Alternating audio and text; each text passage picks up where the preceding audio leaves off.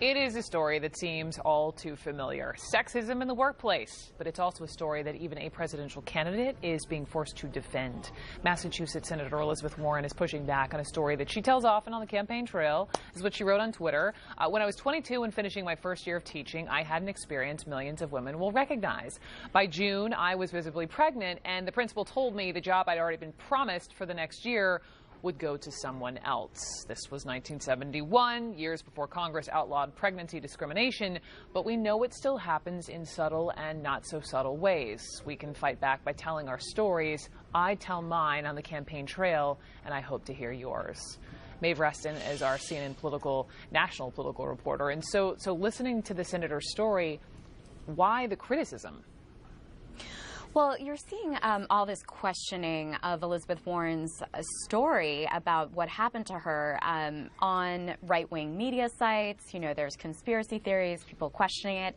And of course, it's our job as reporters to check out every story as we do. But, you know, this is so much a part of the different treatment that female candidates often get on the campaign trail. And Elizabeth Warren is right that, in fact, this is still something that's happening to a lot of women out there in the workplace. Once they become pregnant, they worry about losing their jobs. Between 2010 and 2015, Brooke, almost 31,000 pregnancy discrimination cases were filed with the Equal Employment Opportunity Commission. And so we know this is happening. It's a story that she wants to relate to other voters, but she's being questioned once again by people on the right and her opponents about whether she's telling the truth on this, Brooke. Wow.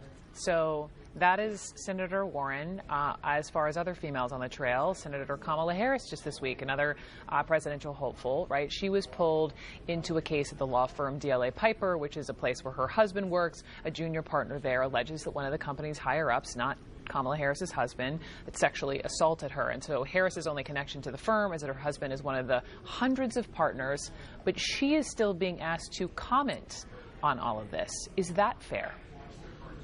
Well, I mean, I think she's so distanced. It's not even a place that she works. It's confusing about, you know, why she would be asked the question beyond to speak more broadly to the issue of these incidents happening. And certainly that's been a big part of her campaign. Remember, after the hearings with Christine Blasey Ford, Harris was one of those people who was out on the campaign trail having young women come to her and tell them her story, their stories. And, you know, she's been seen as a champion for young women in that sense. So it's really interesting, and it also, I'm sure, made you think of the way that Hillary Clinton was treated often.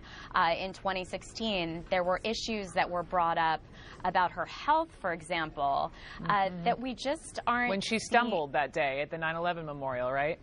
Exactly. And, you know, she was then subjected to all kinds of conspiracy theories on the right about whether this concussion that she had led to a brain injury. And you think back about how that went on for many months and how differently Bernie Sanders' heart attack is being treated in this campaign.